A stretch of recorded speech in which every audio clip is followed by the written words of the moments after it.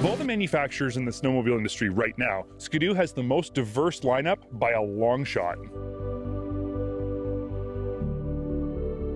A full lineup of two-stroke engines, a full lineup of four-stroke engines, and multiple platforms for each is proof that Ski-Doo is attempting to ensure there's a product for you no matter what your needs and wants are. One of the most popular platforms in their lineup always has been the Renegade. It offers improved ride quality and traction as well as milder handling characteristics. We've tested just about every Renegade model Ski-Doo has ever built, save for the newest 900 Turbo R. Today, I have almost identical Renegade XRS sleds, both with Smart-Shox. The only difference between them is that one is an 850 ETEC 2-stroke and the other is an Ace 900 Turbo R 4-stroke.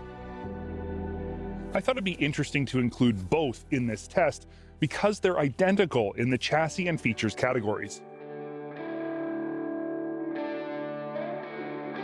It should give us all a good understanding of how the different engines affect the ride, handling, and overall fun factor of a Renegade XRS.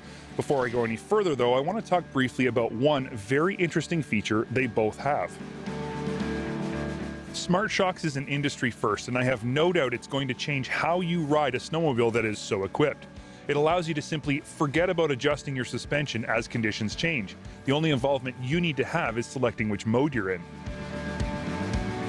Once selected, the Smart-Shox electronic control module reads inputs from numerous sensors on the sled and on the shocks themselves, then automatically adjusts damping based on the info it's collected. The system is not considered fully active, which would indicate that it's actually reading the terrain before you ride over it and factoring in predictive adjustments. Smart-Shox is semi-active, meaning it's instantaneously adjusting based on inputs as they happen. Does Smart-Shox work? Absolutely. The base comfort setting provides an incredibly smooth ride while also helping to limit body roll in the corners. The sport mode is definitely stiffer, yet still provides good ride quality with even better chassis control.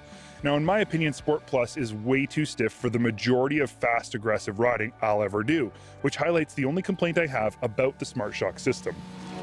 The three settings are pre-programmed and are not user adjustable. This means that if any of the settings are too extreme in either direction, they are essentially wasted. I'd like to see Ski-Doo include some sort of tuning option so that I can soften up Sport Plus just a bit and take advantage of the system to its full potential. The rest of the XRS package on both sleds is as it always has been. Our 850 has a taller windshield and mirrors that are not supplied from the factory. Otherwise, it is identical to the 900 Turbo R. Now let's talk a little bit about these two motors. There's really not much to say about the 850 because it is how it's always been, which is to say that it's got incredible power, it runs smooth as butter, and it's really easy on your wallet at the pumps. It makes a claimed 165 horsepower. The 900 Turbo R is the newest engine in Ski-Doo's lineup and is also the most powerful at 180 horsepower. Ski-Doo has done a fantastic job packaging this engine in such a way that it doesn't make the field sled cumbersome up front. We've pretty much stopped talking about the 4-stroke weight penalty these days because everybody already knows that it exists and there's no point in flogging a dead horse. Plus, people who are buying 4-strokes are more than happy to make that compromise to get excellent 4-stroke reliability and economy. However, when you put these two sleds side by side, it really is the biggest thing you notice between them. Obviously, the Turbo's awesome boosted power is impressive, but it doesn't really make the 850 ETEC feel unimpressive at all. We're talking about 15 horsepower here. When you factor in power to weight, the difference gets even smaller.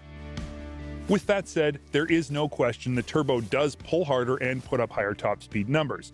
So if ultimate acceleration and top speed is what you're looking for, the Turbo is definitely the sled you want.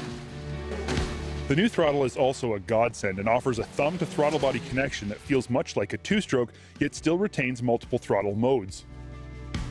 If you're the type of rider who wants the ultimate in quick handling and likes to use your body to manipulate the sled as you ride, the 850 is going to be the best choice for you.